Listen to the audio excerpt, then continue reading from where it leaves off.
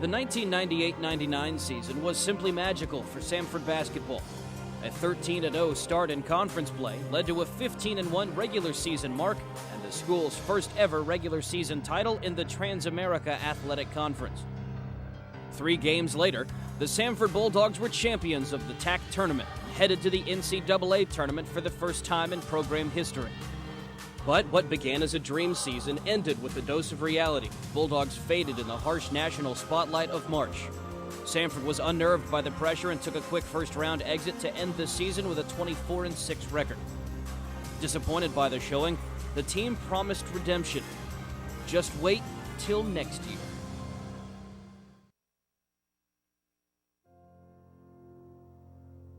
It could have been just another year, but in the 1999-2000 season, the Samford Bulldogs had something to prove. The attitude, we were very excited about the year. Felt like we had a great chance to repeat, felt like we had a great chance to do some things, not only in the league, but in the tournament. The mood after the 99 season was that we had a little unfinished business, and we had some t-shirts made that said improve, repeat, advance. And I think that was sort of the theme that we had all summer, was to make sure that we got better all summer, and we were going to improve upon what we did the year before since we had the entire team coming back. Well, we wanted to, we had t-shirts made, and those t-shirts said improve, repeat, and advance. So we wanted to get better, and we wanted to repeat as champions and go back, and we wanted to advance. We wanted to win the game in the NCAA tournament. With all 5 starters returning, plus 3 of the top 5 reserves, the squad was ready to face the challenge of repeating as conference champions.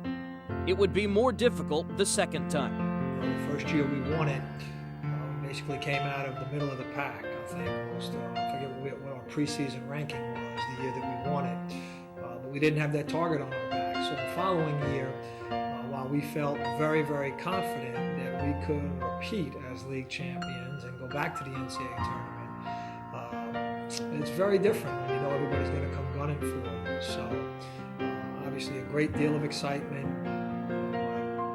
It's like that old saying, if you write one book, you've written a book. If you write 2 books, you're an author. I think the most important thing as coaches, we were just hopefully our players would stay hungry, and want to repeat and want to even be better as a basketball team. And I think that's the biggest things you're concerned about as a coach, is to make sure that your team's getting better, that players are getting better from year to year. After a freshman year, the freshmen are getting better, the sophomores are getting better, juniors are getting better. We really thought we could really improve, and I think, and it really goes back to the players. I mean, this is something that they wanted, that they worked for, and we didn't have an indication at all that they were settled with just one, and they knew that they could have a chance to get another championship. Like when I first went to Samford, I had never heard of it, and half of America hadn't heard of it until the 98, 99 season, and it's just like, I think we felt like we had something to prove, and it's like we knew we could do it. So it's just like, a new challenge was something, something to surmount, and everybody took it personally, because we all went to Samford, and people called it Stanford and Stamford and who knows what else. But yeah, I felt like we wanted to prove that we could play. I think everybody that we played wanted to beat us. The games that we lost in our conference, the teams celebrated. The student body left their seats and jumped onto the court, and everybody's high-fiving and hugging because they just beat Samford. And that was a credit to our guys that they've got to the point where teams really wanted to beat us and had a March Madness Final Four championship celebration anytime we beat Samford. And that's exactly what we had when we did lose some of those conference games. So I think every time we stepped on the court, we had a target on our back. I think the first year, the year before that we'd won 14 or 15 games. So, and then we came back, and I think we surprised a few people early in the year, but then the next year after winning the tournament and going to the NCAA tournament, every single game that we played, we had a target on our back. Definitely made it more difficult, especially in the conference play. Every single team wanted to beat us. Every single team knew that we were the team to beat. Everybody knew that we were the team that they had to beat in order to win the conference, and so they always played the best. So that made it more difficult, but I think it prepared us more too. Everybody was gunning for us, but we knew that was going to happen, and I think we had a good enough team that it didn't really matter. The team knew, though, that to stay on top, they had to trust in each other. It all goes back to just being a team like that.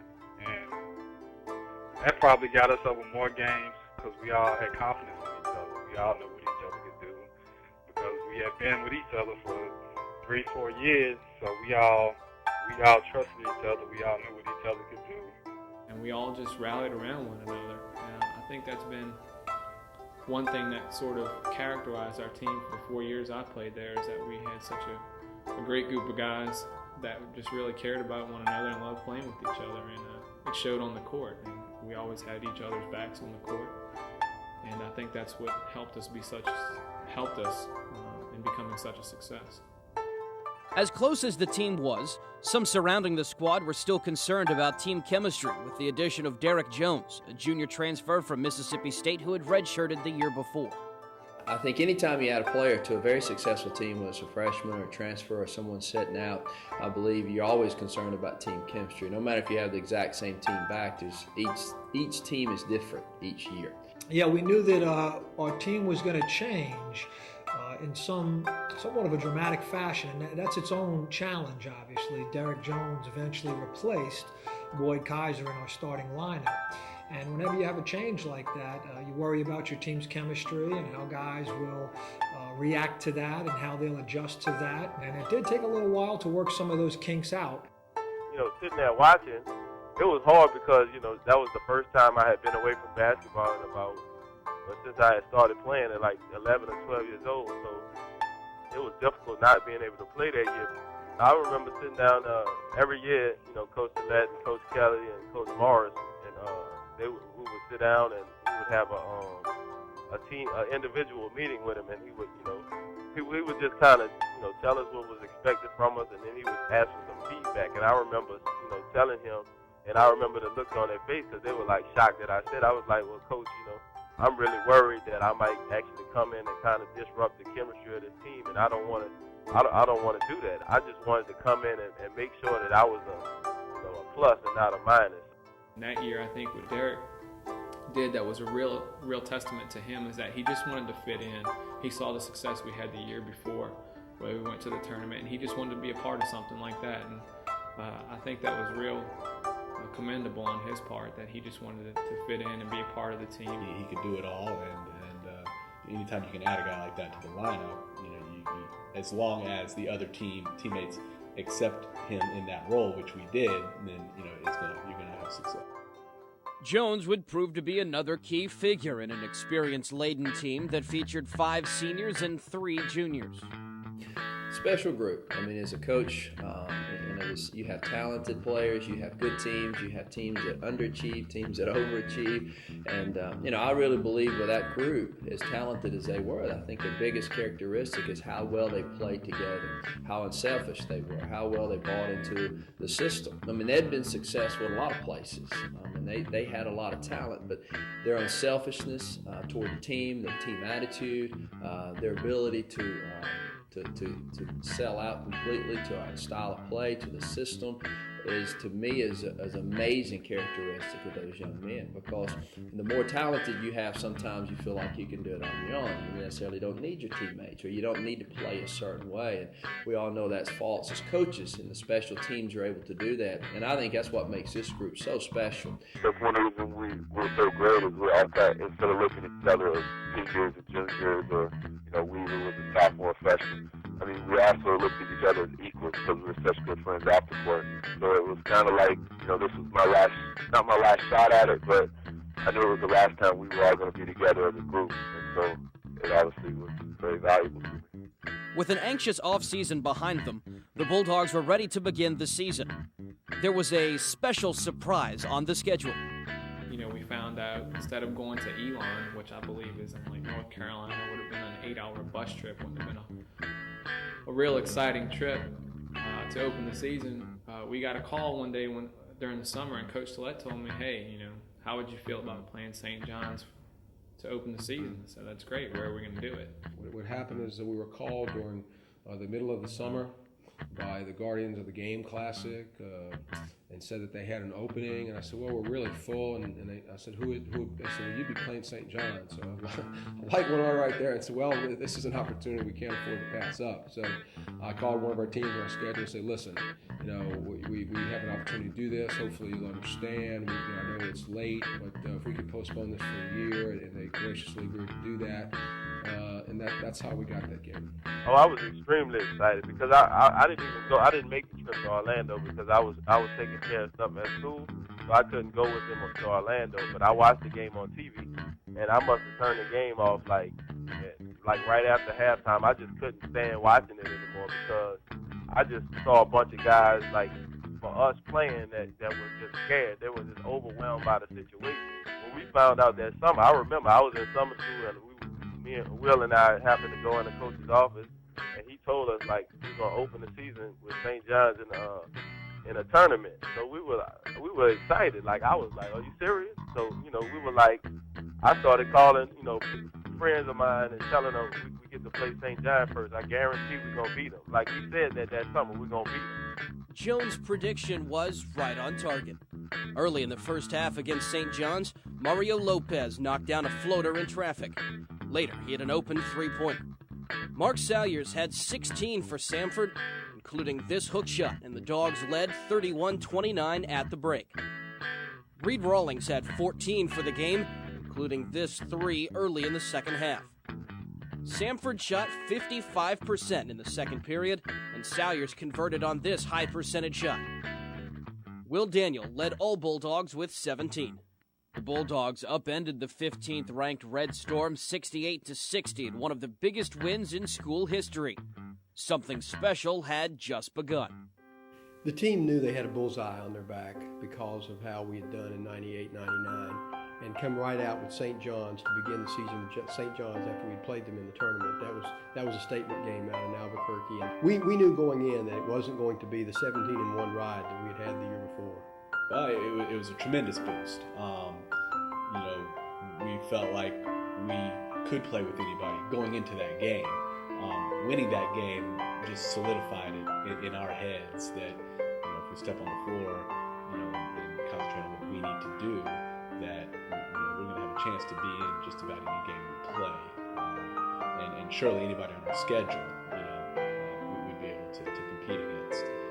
It created that confidence in ourselves and what we were doing, that we could compete at that level. And obviously losing to that team in the tournament the year before, and then going out and beating them first game of the year, I mean, it's hard to describe the excitement after that game. Plus, from anytime you're playing for a mid-major school and you get a chance to beat a school that is in the top 25, is always a fun thing to do. So it was I think that set the tone for the season, and as far as what we could accomplish as a team. Unfortunately, the team would instead begin an early season roller coaster of ups and downs. I mean, it was a great year, but it was highs and lows, to be honest. The year before, where and that was the first time too that a Samford team had to play with these expectations. The year before, Georgia State was supposed to win it, and we went through the league 15-1. That to me was an easier year to coach and more satisfying because of where we were picked. That year, we had great wins, but that was a much harder game, a much harder year to coach day in and day out, and frustrating at times. Our guys, were not always at their best. Despite the exciting start to the season, Samford was just 2-2 when it faced another marquee matchup. Before the season, I was actually at an event where Coach Godfrey and Coach Sanderson were both there, and I'd known both of them through brothers who actually played at Alabama. So we'd actually already talked about the game some, and then when it gets down time to the game, it was exciting to be there. Alabama game was a lot of fun. That was a lot of fun. That was a big, a game that we went to with a lot of hype. Schools 45 minutes apart. We haven't played in a long time. Our fans were, I remember being on the bus headed to that game and seeing cars of our students passing us on the bus with Samford flags waving out the window. We get there and they're tailgating in the parking lot. So we traveled well to that game. That was a lot of fun. It's obviously probably one of the best experiences so far of my tenure as athletic director to be there. We had a great crowd. We were in the upper deck. They put us in the upper deck, and we had several thousand there. They are in-state rivals, and I just remember, in the summer before that, I had an opportunity. Me and Derek, practice, the SEC had an all-star team, and I remember some of the guys from Alabama playing on that team saying that we wouldn't be able to beat them. You are looking live inside Coleman Coliseum on the campus of the University of Alabama for a State of Alabama basketball showdown between the Samford Bulldogs at 2-2 and the 4-2 Alabama Crimson Tide. Reed Rawlings was a man on a mission, scoring the first 12 Samford points of the game. Skippola at the elbow. Rawlings, the three-pointer on the way, is perfect. Gabe Skippola started in the post for Mark Salyers and drained a three to put the Dogs up 7 5 minutes into the game. In his first start of the season, Derek Jones knocked down a three to give Samford a 21-8 lead 7 minutes in. Alabama was within 10 with under 6 minutes to go in the first when Samford broke pressure textbook style. Derek Jones knocked down the layup and Samford was back up 12. Then, right before the half, Mario Lopez got the shooter's roll, and the Dogs took a 43-27 lead into the break. With 17 minutes remaining in the game, Alabama was within 9, but Will Daniel responded with a big three. The Tide clawed back to within 6 when Rawlings answered with the long ball to give Samford a 9-point advantage, 5.5 minutes left. With under 4 minutes to go, a backdoor look to Daniel put the Dogs up a dozen. Samford would hang on down the stretch and got the win 79-67. Alabama had a young team, and I give Mark Gottfried credit for playing us that year. We were the better team. A lot of people just never could realize that, but the better team won that game, and it was just magical that night for a lot of people and been Samford fans for a long time. Well, I think to be able to go to Coleman Coliseum at Alabama and really just completely dominate the game, we guarded them, we scored on them, we scored from the inside, we scored from the outside. We were the more physical team. With just a complete domination of an SEC team on their floor is very impressive. That team was definitely focused on that particular game and making a point and proving to people, not only in this area but maybe around the country, that we are a very good basketball team, regardless of the league we're in, regardless if we're mid-major. We have the capability of playing and beating teams at the SEC level or even the Big East level. I don't think the Alabama game was the defining moment of our senior year. I think going into the year, we knew we were a really talented team, and we all knew that there was something special about the group of guys that we had going into that year. But I think we got a little overconfident, especially early in the season. We had some success. We beat St. John's, and we came back a couple games later and played Alabama, and I thought we beat Alabama soundly in all aspects of the game. The early season hype that had presented itself after the win against St. John's was back. It was just a really good time for the whole university, for all of us who know that there's a certain percentage of the American public that is more stirred by athletics than anything else, and so to reach what they consider the big time, which is prominence, headlines, was very significant for us. Well, surely name recognition. It certainly helped our program. From a personal standpoint, I went from unknown to obscure, so that really helped me. The buzz was there. We were the team that people were watching, and all the magazines began to pick us. So it was quite a bit different from the year before when we somewhat snuck up on teams. It's not really anything we even really talked about doing. I mean, Coach Tillett would mention it, still mentions it now, because you don't want to be satisfied with where you are. You're always trying to be better. Unfortunately, the extra attention seemed to set the team up to stumble.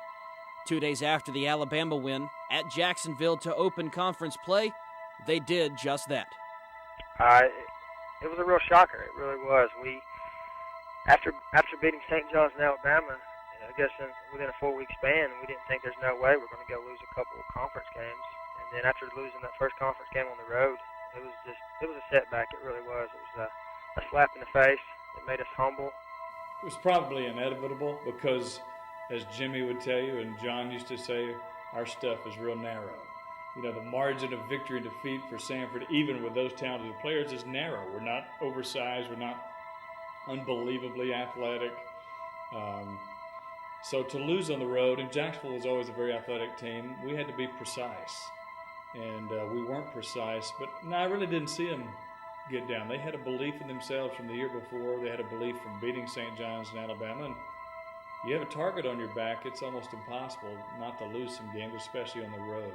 We were on a high because we were just like, I remember the feeling of the team walking into the Jacksonville gym. We were just like, all right, like the Bulls or something. Like, we've arrived. Like, we're here now, and so that whole approach to that game, we just really didn't play that well. And, like, after the game, we were really disappointed, and some guys, were kind of bickering amongst ourselves because we knew that we didn't, show up and perform the way we were supposed to perform. We just knew that had we brought that same effort and that same intensity level that we had brought 2 nights ago, we would have won that game too. The team temporarily righted the ship, cruising to wins over Campbell, Belmont, and North Georgia before heading to an in-season tournament at Iowa State and a contest with Texas A&M Corpus Christi. We went to Iowa State, and I think this is almost rock bottom. We lost to Texas A&M Corpus Christi, which it was just a horrible loss. We were up maybe 10 points with like a minute and a half left and somehow blew the game. And things weren't just going real well for us at that point. It was the middle of the semester. It was in between semesters. Guys, we weren't in school. All we had to do was come to practice and play games. We didn't even have to focus on school at that point. I think we were our heads were in the clouds a little bit. This was just one occasion of many when the coaching staff would challenge the players. Coach Kelly did that a lot. Obviously, not a lot. He got us together on several occasions that year to kind of talk to us as a team, and lit into us pretty good at times, but also just talk to us at times when he felt it necessary. Well, kind of as an assistant, you kind of pick your times when you can challenge the team. And Coach Tillett is I really enjoy working for him for many reasons. One of them is that he allows his assistants to coach, and when you do that, the assistants really take ownership in the program. And everybody knows it's just part of sports. Is that guys will eventually get tired of hearing the head coach's voice over and over, and sometimes you need a different perspective on things. And again, you can't do it all the time, but you have to pick your spots. And once you know you have the players' respect, you can grab their attention. I've got a lot of confidence in them doing the scouting, them doing the coaching on the floor. None of it. I remember myself as an assistant coach. I didn't get into the business to be an assistant coach. You want to have your own team eventually, and I think a proving ground is to be able to coach in practice, in game, make decisions, make suggestions, and just be as involved as they can. It's not like they go and stand off on the sideline while we're coaching games and practicing. I want them as much input as they want to have. Again, the team responded by coming out of its swoon. An easy win over Idaho State was followed by a tough loss at Wyoming. The team cruised to conference wins over Stetson, Central Florida, and Florida Atlantic to improve to 4-1 in TAC play. After losing at Troy State, the team beat Mercer, but then fell at Jacksonville State by 4 in overtime before getting blown out at home against Georgia State to drop to 5-4 in league play. It was time for another wake-up call.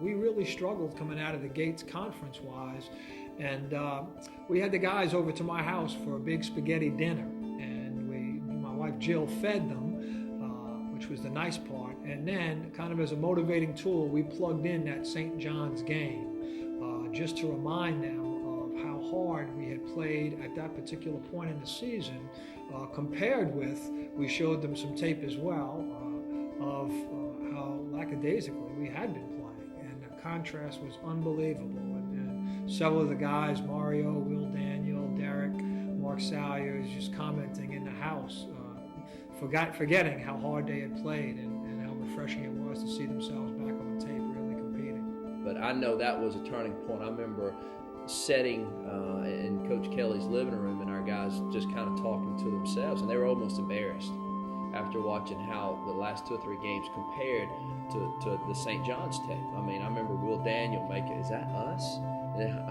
Marking them and Reed and making comments going, man, that, because they had got to a point that had so much success and they're bright kids and they're very good players that sometimes, what we were telling them, they're like, okay, coach is just trying to be a coach, he's trying to do this. But when they saw it themselves and saw the comparison, they were almost embarrassed to the point like, man, we're so much better than that. We had that. We've got to pick it up. Sometimes the guys need to see themselves. They think they're really going hard, and they saw the difference. That there was an obvious difference in energy level that they were expending, and that was a good opportunity to make a point off the floor with our guys. I think that was pretty much the turning point in our season that year. Like we really expected to win, but we wasn't giving it our full effort. And just by him showing us that tape, I think it pretty much saved our season. Though Samford responded with a win over Jacksonville State, the team still struggled to maintain its edge. It would take a 3-point loss at Campbell to finally pull the team out of a quagmire of mediocrity. I mean, being at Bowie's Creek is a low part of the season, and then losing at Bowie's Creek probably makes it even worse. Campbell, first of all, is a tough trip. Bowie's Creek, North Carolina, there's not a lot around. It's a long bus ride from Birmingham. So to travel all that way and go up there and lose is not fun. Because then you have about 7 hours coming back down to Atlanta. You have to sit with your loss on the bus. And yeah, that was a low point for the team. We felt like as a team that we were better than Campbell. And to go up there and lose, that just eats at you to have a team that you feel like you should beat. You don't beat. I remember that was the worst, I guess, place to be you could ever think about being at Campbell in the locker room. The size of the kitchen in a normal house, it seemed like. And everybody just looked at each other like, man, we're not near as good as we think we are. We have to work. So we went back to practice. Put in extra hours of practice, extra hours shooting. And then that was a low point. Definitely a low point in my career, probably. That loss at Campbell. That was kind of a point where after that game, guys, we kind of had to go back and reevaluate what was going on. And I think after that, we kind of started to turn things around. I'm a believer in this. No coach would ever admit it, except Al McGuire, who was nuts. He always said he liked his team to lose going into NCAA tournament play because it made them think they were vulnerable and then also listen to the old coach a little bit more. No coach would ever say that. Most coaches say, losses are not good, that would be a loss. I believe there's some truth to that, though, and I believe that's what happened in that Campbell game. We showed a vulnerability. If there was any overconfidence, which I don't think there was a lot, but there may have been some thinking on that, it was erased by that. You listen to the old coach again when he goes over something for the 300th time in a year, and you get a little sense of urgency. Playing scared from the standpoint you could lose what you worked so hard to attain is not a bad thing. When everybody guns for you, every game is going to be a tough game. You're going to get everybody's best shot. And we did hit a low point. And I think it was just reminding those guys that, one day you're not going to be able to put on that uniform. And it's something, it's human nature. We all forget that at times. You think it's just going to continue. Life will always be like it is now. And it's an effort on the part of the coaching staff to remind them that, hey, this is short-lived and you don't have too many more opportunities and you're only as good as your last time on the court. And those are cliches, and one of your challenges as a coach is to find a way to say those cliches in a new and refreshing manner so that the guys can latch onto it and grab onto it and find a way to recharge their batteries. And that team knew, I think all along, they had the chutzpah, maybe the arrogance, to believe that deep down they were gonna make a run in the tournament, no matter how we finished in the league. And sometimes that was frustrating to deal with as a coaching staff. But when you think back about the St. John's victory, about winning at Alabama, you knew that when the biggest game presented itself, these guys really had a way and a knack of really stepping up and putting their best performance right at the floor. Thinking back now, how old was I? 20? And we had 19, 18-year-olds on the team, and anytime you throw some early success in guys' faces, it's gonna, being a young teenager or even in 20 years old, it's going to be hard not to get that overconfidence when you have a few early wins and experience and success. But considering our run at the end, I think it was really good for us to go through that early to kind of hit us in the head and make us realize that we needed what we needed to do and the mindset that we needed to have to play. It wasn't like I said, it wasn't going to be something where we showed up, but it's something we had to work for if it was going to be at all the same as it was the year before. The Bulldogs knew they had to turn around their season and still had the confidence to do so. In general, as a group, we were a very confident team. I remember being, I think it was January, we were sitting in the gym, tying our shoes and ready for practice. And I remember Mark being there, myself and Derek being on the bench. I'm sure there were 3 or 4 other guys. But talking about the NCAA tournament in January, like you said, we were around 500 in the league around that time. And Coach Gillette walked in where we were talking about it. And kind of half jokingly, half seriously, say, I don't know why you guys are talking about the tournament. We're like 4th place in the league right now. We have to win the league in order to make the NCAA tournament. And almost everybody sitting on that bench at the same time, we're gonna win the league. Don't worry about that. We got it, Coach. Don't worry about it. And we were serious. Is the thing. I mean, there was not a doubt in our mind that we were going to win the league that year. That team was we were a very, very confident team. We knew. I never had any doubt in my mind that we were going to win the tournament, the conference tournament. The only problem? It would be no easy task to break the bad habits that had plagued the team all season.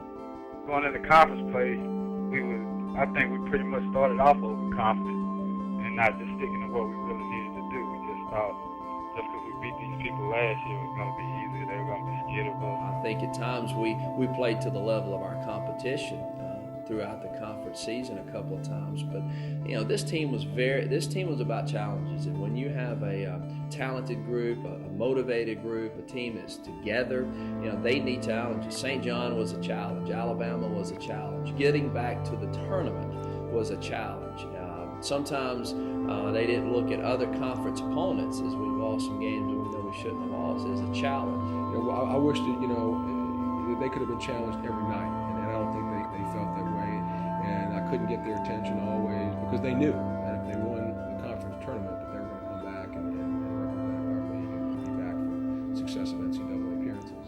Just the whole fact of been there, done that, complacency can get you in basically any walk of life, and that's one reason that repeating is always harder. The hunger is not quite as bad because you have been there before. You expect to get back there, and you're kind of almost in a way it seems like you're biding the time through the season so you can get that tournament, which will put you back where you want to be. We were thinking, well, we can always get it together by the tournament time, by the conference tournament, and we know we can put together a stretch of 3 or 4 games and win the tournament. Our guys, once we got into league play, we talked about wanting to value every game, and I couldn't get them to do that, unfortunately. But they knew that what mattered at the end of the season was to play well then and to get yourself in the tournament and win the tournament, no matter what happened in the league. The jolting loss at Campbell was, in fact, enough of a prod to spur the team to new heights. So I really think the turning point from that season on was when we went to Georgia State, challenged the guys, huddle up, communicate, just put everything on the line, and we won a close game at Georgia State. So that really got us back in a positive direction. We won a game by 1 point at Georgia State on the road, and I think that's where things really turned around for us. It was an unbelievably close ball game. They had beaten us here, and we ended up winning the game by 1 point. We didn't play well, but we fought really hard. Georgia State's team was super talented, and we ended up just kind of grinding it out. It wasn't a pretty game. It was just a hard-fought battle. But I think that game really, one, allowed our guys to gain some confidence back, and 2, helped us just kind of set our sights again on our ultimate goal, which was repeating and getting back to the big dance. Yeah, we knew Georgia State was a contender we had to beat if we wanted to go back to the NCAA tournament. And winning on their home court just gave us all the confidence that we needed to carry us throughout the rest of the season. And to win on their home court after that big loss in Campbell, it made the road trip a little sweeter. Just days before the emotional victory at Georgia State, head coach Jimmy Tillett was rewarded with a new 7-year contract extension. His team then rewarded him by rattling off convincing conference wins over Stetson, Jacksonville, and Florida Atlantic to improve to 10-5 in league action, before losing by 3 in overtime at UCF. And I think we really understood, maybe I think at that Central Florida loss, that this is our last chance. The seniors on that team, we don't want to let this go to waste with the team that we had. We felt like we had a real special group of guys who were very talented. The team shrugged off the loss and squeezed out a home victory against Mercer. Samford was 11-6 in league play, heading into a senior night showdown against TAC regular season co-champion Troy State. The Dogs were ready to make a statement.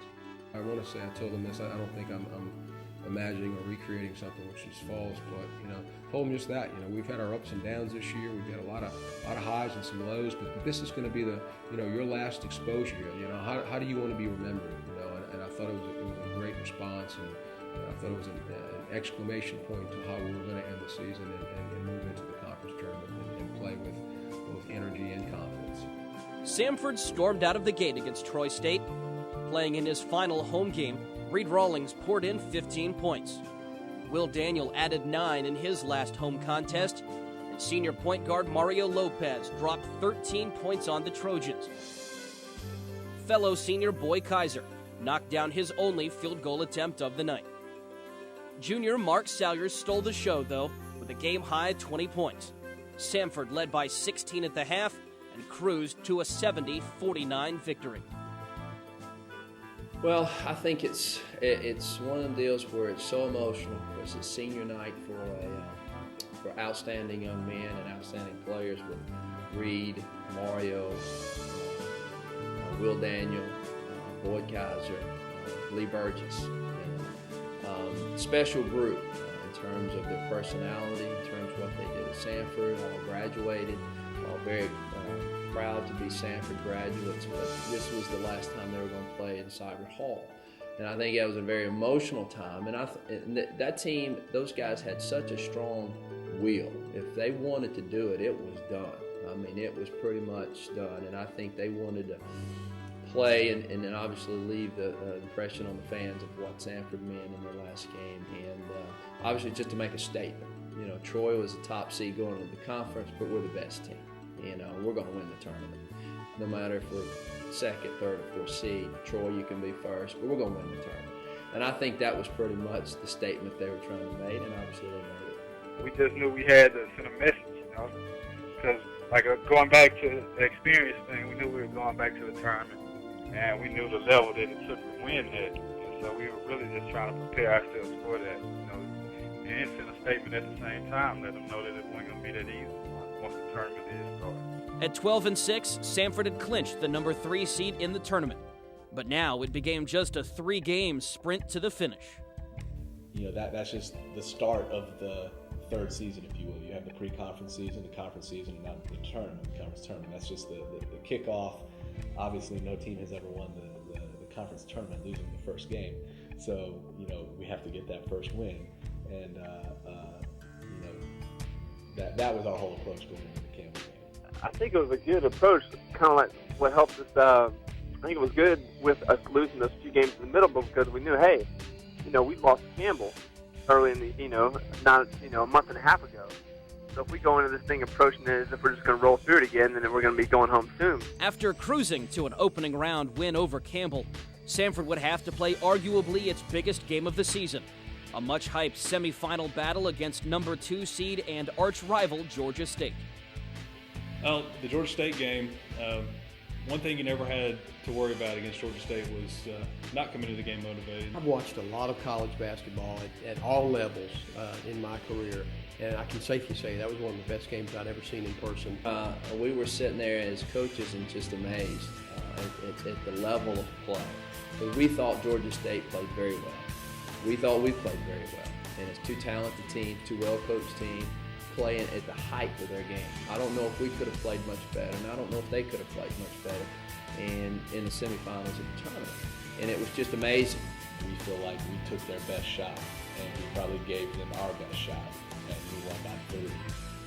Had we played any worse, we win that game. I don't know if they could play much better. I don't know if we could have played much better. But down the stretch, both teams just made shot after shot.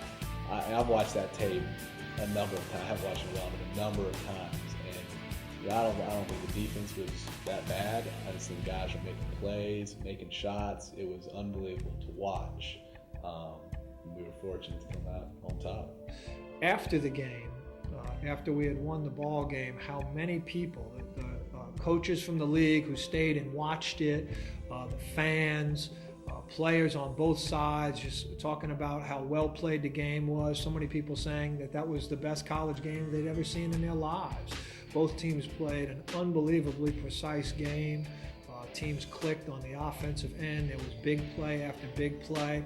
And I really believe it was one of those games where no team lost it. We just won it. We were able to make the final play or two to separate and win the game. Samford shot 60% for the game, padding their NCAA leading field goal percentage, which ended the season right at a national best 50%. Junior Mark Salyers and senior Reed Rawlings combined for 52 points, and Samford gutted out an 83-80 victory. I just remember after that game, everybody was just like exhausted because it was one of those games, that, just everybody just, the old cliche, they just everybody left whatever they had, they just left it on the floor. And we were just of the mindset that we were just not going to lose to those people on that day. We just weren't going to lose that game. Celebration, however, was short-lived. As coaches and players, and these guys were so experienced and been there before, they knew that you had to be ready to play less than 24 hours. So you couldn't talk about it, you couldn't celebrate it, you couldn't relive it because you had to get ready to play the next day. We had played the second game that night, and it had been a bruising prize fight. And there was great concern that Central Florida had already gotten off their feet and were back in the hotel. We played the late game and had to get back, and the game was at noon the next morning. We had a 12-hour turnaround, and those guys were high from that win from Georgia State, our team, and we had to get to bed and get up and play again. So there was great concern that we may have left it all on the floor. We felt like we would win the game the next day, but you go in the locker room with an unbelievable amount of excitement for winning the game. And then after about 2 minutes of celebrating, it's kind of a deep breath. Okay. Go home, grab a quick bite, go back to the hotel, grab a quick bite, get our rest. We've got another game tomorrow, Central Florida championship game. So it's for all the marbles. So it's a little bit celebratory, but then it's kind of getting your mind on what's going to happen the next day. I've always said that was the best game I've ever been a part of in my entire life. That was just a tremendous battle. I mean, it was back and forth the entire game. After that game, after we won that game, we knew we were going to win the conference tournament. We really knew it. I think going into the actual tournament, before we played one game, we knew we were going to win. We were just that determined and that focused to win. When we beat Georgia State, though, it was just a great win. I mean, guys we were just on top of the world at that point. But we understood, as great as we felt that we won that game, that we had another game the next day. A tough game against a really good Central Florida team, and they gave us all we could handle in the finals. But I think guys on that team that year just knew in our hearts that we weren't going to let anything get between us and winning that title. Once again, you never want to say you know you can. We've been there, we played it. Georgia State, in all our minds, that probably should have been the championship game, just the way the game laid out at the end anyway. How good and exciting it was going back and forth. But you have to pick it up one more game because you walk in there and aren't ready to play, and you're going to lose. Because we're not good enough just to walk in and win. You have to be ready to play, so we had to get our energy back. Barely 12 hours later, the team would take on UCF in the TAC tournament final in a game that would go down to the wire.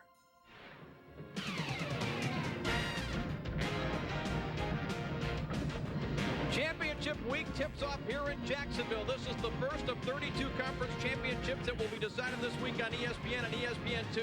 The Trans-America Athletic Conference title game is a rematch of last year's contest. The defending champion Bulldogs of Samford take on the Golden Knights of Central Florida. On its first possession of the game, Samford scored on a 3 by Mario Lopez, setting the tone for the night. Just minutes later, Will Daniels scored, trying to atone for fouling out the night before against Georgia State. Under the 15-minute mark, Samford trailed by 5 when Lopez hit a 3, part of his 20 points on the night. Then, with the score tied at 19, Reed Rawlings knocked down a 3 to put the Dogs up for good. A jumper by Mark Salyers gave Samford an 8-point cushion late in the first, and the Dogs led by 6 at halftime.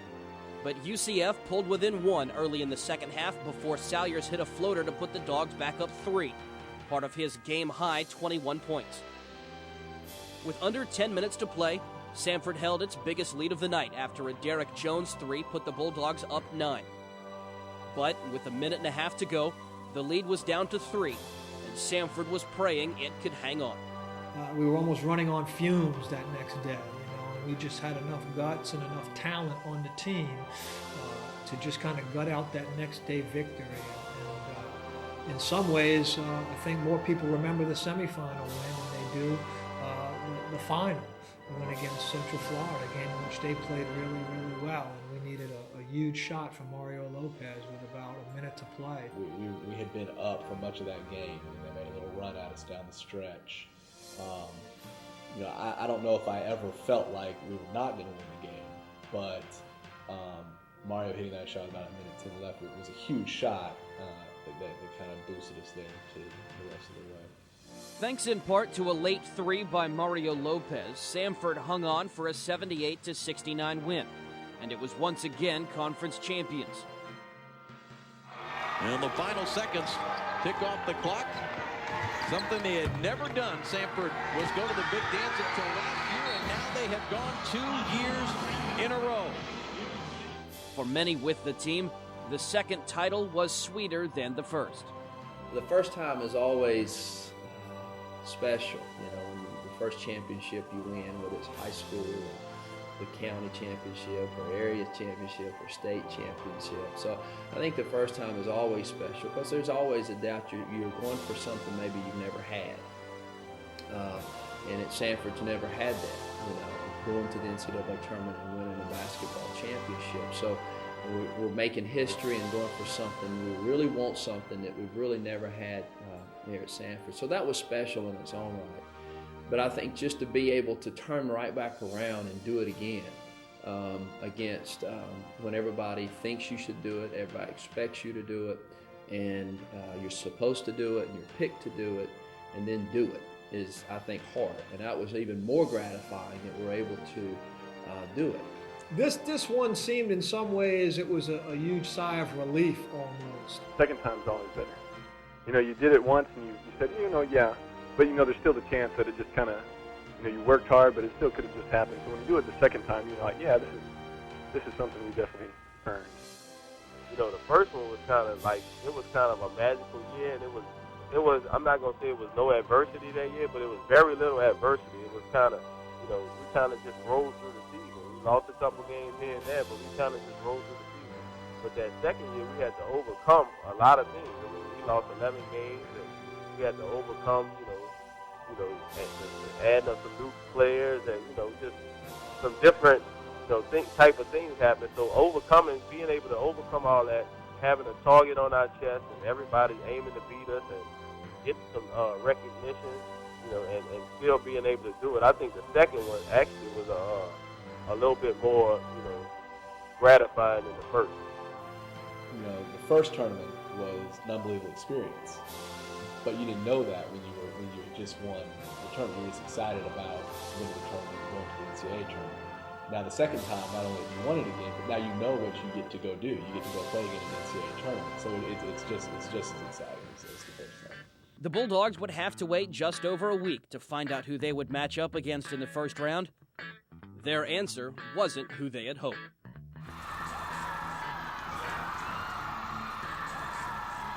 When we see Syracuse pop up, it's not a type feeling. We're still excited about going. We get to go play Syracuse.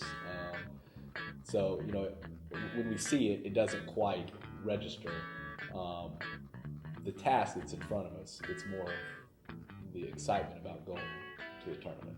It's interesting. I remember the first selection show from the '99 team, and when they flashed us up there, I don't even know if our guys could have told you we were playing St. John's. We were all just eager to see our name up on the big screen and on CBS. I mean, they could have put the Lakers up there and we wouldn't have cared. And the second time around, I can even remember the selection show when Syracuse's name flashed up. Just kind of disappointment is too strong a word, but some frustration knowing that Syracuse is a zone basketball team and that they had great size in the middle and they were ranked number 1, I think, or number 2 earlier in the season. So even though we performed much, much better, we were more relaxed. We really did battle. We still to this day, maybe I'm speaking for too many people, at least I still this day feel like we were a little bit snake bitten in the selection process. For only the second time in program history, Samford was going to the big dance. The Bulldogs had a tough draw, though, facing a Syracuse team that had won 19 straight games to start the season. Plus, the Orangemen played a patented 2-3 zone defense that could hinder Samford's version of the Princeton offense, which Syracuse had already seen in the first game of the year against Princeton University. Regardless, because there were so many experienced players returning from the previous year's tournament trip, the 1999-2000 Samford team knew that it was at least better prepared for the glare of national attention. First time you got to think going into it, it's kind of like Hoosiers when they walk into the never seen a building over 3 stories. When we're in the NCAA tournament, we don't even know. I mean, most of us have only watched it on TV, and I never even thought about coming there. So we're there, and we're just all wide-eyed. And the second year, we had more of a game-like approach coming into it and what we needed to do, and weren't so in awe of the whole atmosphere. So I think just going through that experience helped our players. I think not only for us, but I think the most important thing that everybody on that team basically had went through the tournament before, so they were able to help coach themselves basically when they return. And it's like now we're preparing for Syracuse. Now we got to beat Syracuse as opposed to we're going back to the tournament. That was exciting, but the most important thing was Syracuse. Whereas that first year, I think the most important thing was just we're going to tournament, we're going to tournament, we're going to NCAA, we're going to big dance. Oh yeah, we got to play. Who's St. John?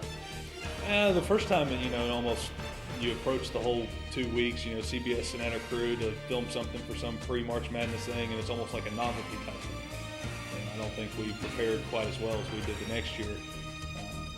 Getting ready to face Syracuse, I think we took it a lot more serious, and we're out there, working even a little bit harder. We're still happy to be there, but the year before we were happy to be there, and that was almost it. I think our attitude is different. Our attitude, the first time was like, oh my God, we're going to the NCAA tournament. This second year was like, all right, we're going to the NCAA to win a game. We knew what to expect, and we were definitely conscious about making a better show. I didn't feel like we made a very good show against St. John's the year before. Definitely wanted to put our best foot forward and show everybody, not just the people in front of, but everybody that we belong to a tournament. Samford was ready to assert itself to the country. Thank you. 13th seed Samford against 4th seed Syracuse. This tournament experience got off to a better start than the previous year's contest against St. John's, when Samford struggled to find offense early. Against Syracuse in 2000, the team seemed much more at ease on the court. When that first points go up on the scoreboard, whenever they happen, 1 minute in, 2 minutes in, it's a lot different than the year before. It was 8.5 minutes before the score. So I think Reed hit a 3. I think that really were our first points. And, I've watched it on TV a few times. He kind of hits the 3, and then it's just kind of, he does this right here with his hands. Settle down. Okay, we've scored. Okay, here we go. Settle into the game. But it was definitely, we were relieved to score those first points. Rawlings' shot gave Samford a boost out of the gate. After a Derek Jones 3, Samford was down 7-6 4 minutes in. Following a 13-4 Syracuse run, Rawlings hit another 3 to get Samford within 20-13, 10 minutes to play before the half. 6 minutes later, down 8, the Dogs closed to 28-23 on another Rawlings three-pointer. The Dogs trailed by 7 at the break, but heated up early in the second half. 7 minutes into the second period, Samford was within 6. Ball movement led to an open Mark Salyers, who knocked down his only three-pointer of the night. Samford was within 3, and the Orangemen had to take a timeout. But over the next 9 minutes, Syracuse would go on a 26-12 run until a Mario Lopez layup pulled Samford to within 75-60. A backdoor look to Boyd Kaiser made it 75-62. But despite 28 points from Rawlings, Samford's game MVP, Syracuse eventually pulled away and won 79-65. I think our program, and certainly at that point and where it is today, we're beyond moral victories. We wanted to win. If we're not going to win, we're just disappointed. We gave them a good run, which is, we felt like we didn't do before. We were never satisfied with the loss, but that was a game we wanted to win pretty badly, and it hurt to lose. I left that game feeling like, we just let a great opportunity slip away because I don't know if there'll ever be another collection of guys, at Samford, the collection that we had, and I don't know if, I don't think we still gained the respect that team should have had. And part of it is our own fault because we didn't, like we said earlier, we didn't take care. We didn't win 30 games that year like we maybe should have, and we didn't advance in the tournament like we were good enough to do. But after that game, we weren't really thinking when we made a better showing than last year. We were just thinking like we let this one slip away. It doesn't take anything away from our season or the couple year stretch that we had where we made our 2 NCAA tournament runs. I think we had a really great team. We just always, in hindsight, you always wish you could have played your best game in that tournament setting. The team finished the season 21-11. For the 5 Samford seniors, their careers ended on the court that day in Cleveland, Ohio. Well, it's always a little sad. It's your last college game, but if there's going to be a place you have to end it, you definitely want to end it in the NCAA tournament. It would have been a lot more sad to end it in the conference tournament not getting back there. So, while it's always, disappointing that you're not playing any more games or whatever, but if you're going to end it, you want to end it there. We had great guys, great teammates, great coaches. You hear stories sometimes about how walk-ons are treated. I was never treated like that. I mean, teammates treated like everybody else. Coaches did as well. At the end of the Syracuse game, I got to go in. There was a minute left or so. We were down 14, 15 points, and coach put me in for Mark and left the other 4 seniors on the floor. So me and my classmates finished the game together on the floor, which I appreciated from him a lot, and that was a special moment just to finish the game, finish our careers on the floor at the same time. I just remember, at that point it was over. We were down 15 or something. And, it was just a time to, we were all out there and just to recognize that this last time I was going to be playing with these guys. It was a special time. I just remember walking off the court, I just remember clapping, walking off the court, looking up at the stands, and not defeated or depressed, but just glad for what we had accomplished and experienced, and the relationships that obviously lasted a lot longer than that game has. They're still going on today. And I could write a book on what I learned from the guys at Samford program. It was unbelievably special. I mean, the situation I was in at Samford was just the absolute perfect situation for me. And after my sophomore year, some people approached me talking about transferring here and transferring there, and there was just no way. I mean, the way we all got along together as a team, the coaches, it was just the perfect situation for me. I couldn't ever dream to be in a better situation at any level of basketball. And it was just great. I just feel blessed to have the opportunity to work with those guys. I think it's anytime you're in a situation where you're going through hardships and you're going through victories and defeats together with somebody, it's like, it's the band of brothers mentality, Well, it's fun. I mean, that's the bottom line as coaches. You recruit, you schedule, you practice to get to a point where you can coach a team and be involved with a team like we had for those couple of years. And it was exciting in every form. I think what coaches take away are the relationships with the players and even the enjoyment you get seeing how the players perform in big games, how they step up to the challenge, how they relate to one another, and just really come together as a group. The system we play, our basketball system, is one where the ball is always shared, where you have to be unselfish. We ask a lot of those guys, and in many ways they're sacrificing what could be considered, I guess, a normal basketball experience to play the way that we play. And it's just really rewarding at the end when everything works out the way you had hoped. The wins are great, and we had some very good ones, and the championships and the rings and the banners and the tournament are all special.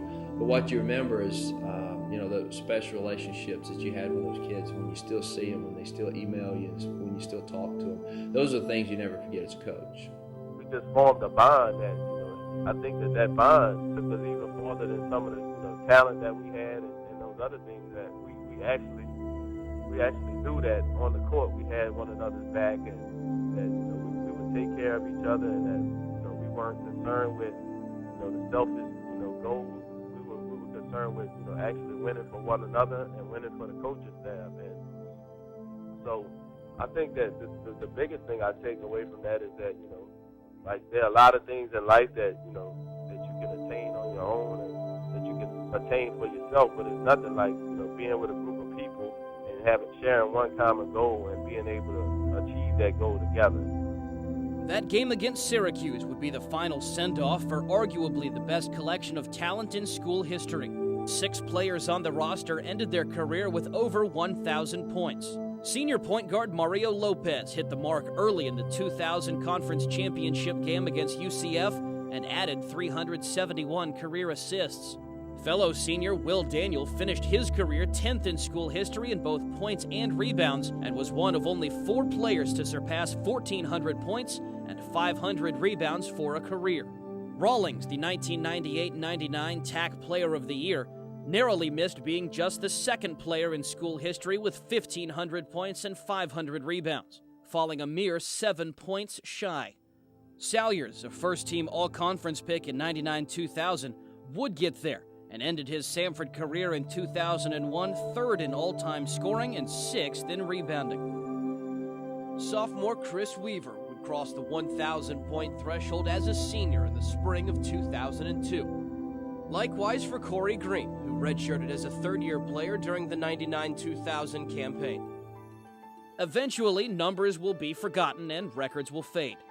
But these players and coaches will always have the memories and relationships they made at Samford during their magical tournament run. Every situation you find yourself in, and I think this is probably my whole career, I learned that, mostly I learned it out of regret, that, every time you're given something to do it, to the best of your ability. Walk away saying, I gave everything I could, knowing that it may or may not be remembered. Just, having that personal contentment of knowing that you did the best you could and you did the best job and everything was poured out into it, and being able to walk away and say, without regret. You can kind of lay it down and, put that chapter of your life behind you with great memories, knowing that you did the best that you could and there's nothing that you would do different if you had a chance to do it again. Well, something that I think about constantly. It's an unbelievable experience, one that not a lot of people get to have to play in an NCAA tournament game. I was fortunate to play in 2, and that's something that I feel very fortunate to have done, very blessed to have done, and I think about it. Every year March Madness rolls around, and you're watching it on TV, and the one shining moment at the end, and I'm always at that point thinking about when I was in that tournament, what we were able to accomplish. That's very gratifying to be able to experience that. Those guys are connected 1 through 12 forever. To do something special, like be the first team in history to go to the NCAA tournament, then to go twice in a row in a time when not many from the state were going at all. They're connected whether they know it or not, and I think they do know it, by a bond of striving for a goal, reaching it, and then taking it another step and reaching it again when a target was on their back. There's no better feeling in sports, perhaps life, than that.